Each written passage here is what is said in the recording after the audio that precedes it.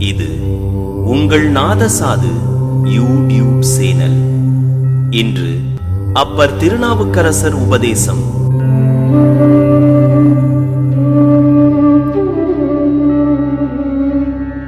தன் கடன்.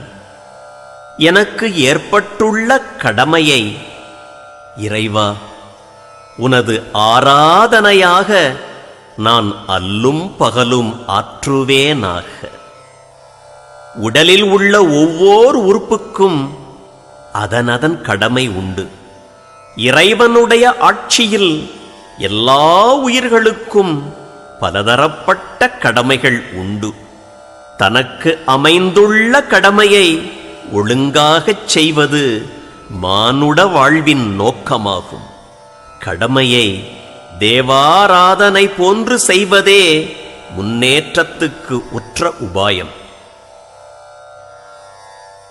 தன் கடன் அடியேனையும் தாங்குதல் என் கடன் பணி செய்து கிடப்பதே. அப்பர்.